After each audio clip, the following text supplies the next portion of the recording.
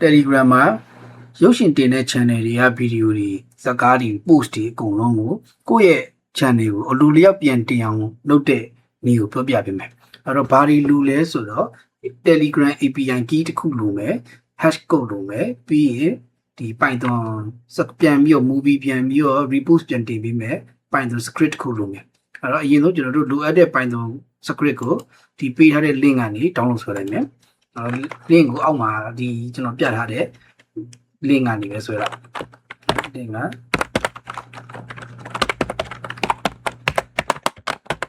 တော့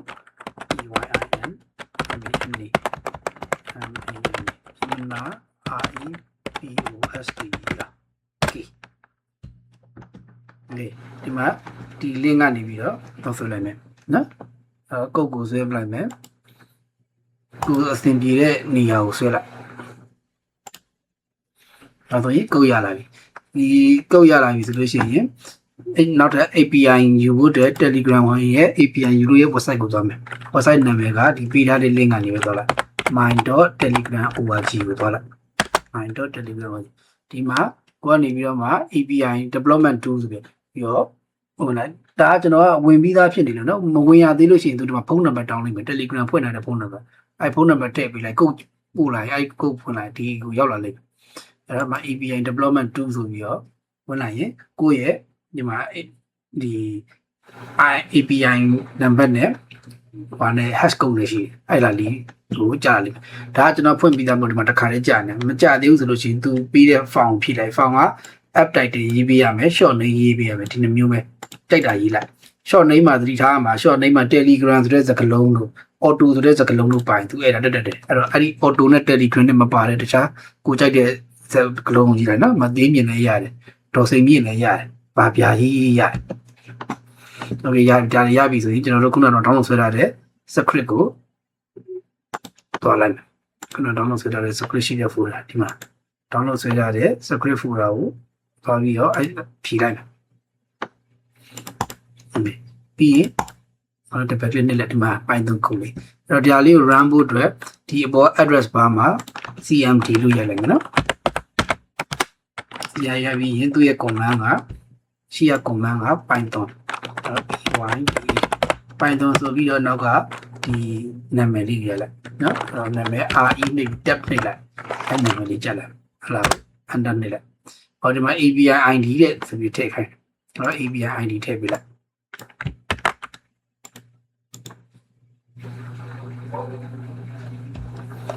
โอเคဒီမှာ invalid API ID ဆိုတော့ is number ဆိုတာကျွန်တော်ခုနထည့်လိုက်တဲ့အထဲမှာ speed တစ်ချက်ပါသွားလို့ဒီလိုအဲ့ဒါတက်လာတယ်နော်ဒီမှာနောက်မှာ speed တစ်ချက်ပါနေspeed တစ်ချက်ပါလာလို့အဲ့ဒါတက်သွား speed မပေါအောင်ထည့်ပြီးလိုက်ရပြီဒီမှာ hash code လေးထည့်ပြီးလိုက်နော်ဒီဟာကို copy ကူးပြီးတော့ဒီ hash code ကို copy ကူးပြီးတော့ထည့်ပြီးလိုက်hash code ထည့်ပြီးပြီဆိုလို့ရှိရင်ဒီမှာ channel ဘယ်နှခုကဗီဒီယိုတွေ post တွေကိုဒီမှာလေးလို့ပြတယ်အဲ့တော့ကိုက channel 5 ခုလို့ကဟိုဟာတွေတင်သမျှဟာတွေအကုန်လုံးကို channel မှာပြန်နေချင်းဒီမှာ5ဆို5 4ဆို4ထည့်ရောနော်ဘယ်နှခုထည့်ရတယ်အဲ့တော့ကျွန်တော်ကတော့အခုစမ်းပြမှာဖြစ်တဲ့အတွက်တစ်ခုပဲထည့်လိုက်တစ်ထည့်ပြီးတော့နေလိုက်ဒီမှာ Anaso channel တဲ့ဘယ် channel မှာကိုတင်စီခြင်းနဲ့ခုနကတော့ channel ပေါ့နော်ဘယ် channel ကစကားကိုတင်ပါလဲလို့မေးတာအဲ့တော့ကျွန်တော်တို့ကmember ဝင်ထားတဲ့ channel တစ်ခုခုပေါ့နော် member ဝင်ထားမှကျမှ member ဝင်ထားမှရအဲ့ channel တစ်ခုရဲ့ဒီ ID နံပါတ်ကိုထည့်လိုက်အဲ့တော့အဲ့လေးထည့်ဖို့လုပ်မယ်နော်ကျွန်တော်စမ်းထားတဲ့ channel ကိုကျွန်တော်တုံ့ပြန်လိုက်မယ်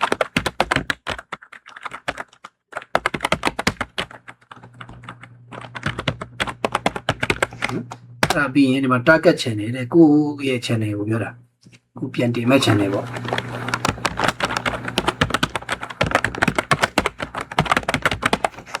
ဒီနေ့ကိုထည့်ပြီးရင်ခဏနေလိုက်ဒါဆိုရင်သူကတုံကင်နံပါတ်တောင်းနေဖုန်းနံပါတ်ပေါ့ဒီမှာတုံကင်နံပါတ်လေးယူဖုန်းတယ်အဲ့တော့ကို Telegram ဖွင့်ထားတဲ့ဖုန်းနံပါတ်ကိုထည့်လိုက်ခုနကတော့ Telegram ဖွင့်ထားတာခုနကတော့ API ယူထားတဲ့ဖုန်းနံပါတ်နဲ့ဖြစ်နေမှာနော်တခြား Telegram ဖုန်းနံပါတ်မရအောင်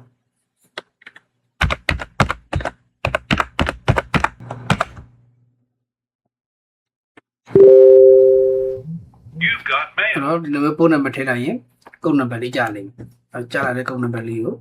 ယူပြီးတော့ထည့်ပေးလိုက် copy ကူးပြီးတော့ဒီဒါပြီးတော့ဒါဆိုရင်ဒီမှာ successfully ဆိုပြီးတော့မှသူ monitoring လုပ်နေလိမ့်မယ်အဲ့တော့ဒီ monitoring လုပ်နေတဲ့အချိန်မှာကျွန်တော်ဇာတ်ကားတွေစမ်းပြီးတော့တင်ပြမယ်နော်အဲ့တော့ကျွန်တော်ရဲ့ channel ကိုဇာတ်ကားတွေစမ်းတင်ပြပြီးတော့ကျွန်တော်ထည့်လိုက်တဲ့ဒီမှာ